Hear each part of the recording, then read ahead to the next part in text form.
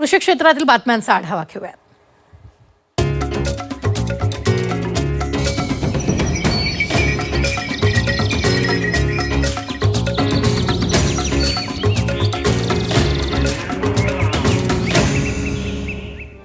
पीक पाणी powered by green harvest, nature care फर्टिलायझर्सचे नैसर्गिक पेंडीयुक्त खत। नेचर केअरची युक्ती, रासायनिक खतांपासून मुक्ती।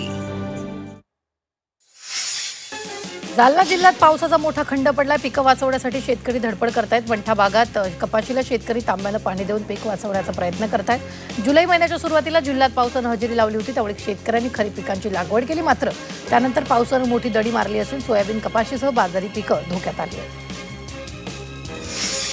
वाशिम जिल्ह्यात कृषी पंपधारक शेतकऱ्याचं जुने थकीत बिल, वीज बिल माफ करण्याचा निर्णय जाहीर करण्यात आला। मुख्यमंत्री देवेंद्र फडणवीसांनी याबाबत घोषणा केली असून 66,000 शेतकऱ्यांना वीज बिल माफीचा दिलासा मिळाला।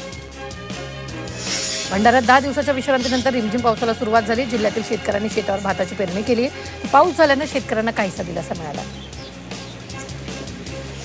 नाफेडनं कांद्याच्या दरात सलग 5 ते 6 वेळा वाढ केली असं असलं तरी नाफेडच्या कांदा खरेदीकडे शेतकरी पाठ फिरवत असल्याचं दिसून येतंय। नाफेडकडून सध्या कांद्याला प्रति क्विंटल 2,125 रुपये दर दिला जातोय। नाफेडकडून 2 महिन्यात केवळ 19,400 मेट्रिक टन कांद्याची खरेदी करण्यात आली। नाशिक कृषी उत्पन्न बाजार समितीचं अखेर विभाजन करण्यात आलं। पेठ आणि त्र्यंबकेश्वरसाठी स्वतंत्र बाजार समित्या स्थापन करण्यात आल्या आणि या नव्या समित्यांसाठी प्रशासकांची नियुक्ती करण्यात आली। दुर्गम आदिवासी भागातील शेतकऱ्यांचा वेळ आणि पैसा वाचावा, व्यवहार अधिक सुलभ व्हावेत यासाठी शासनानं निर्णय घेतला।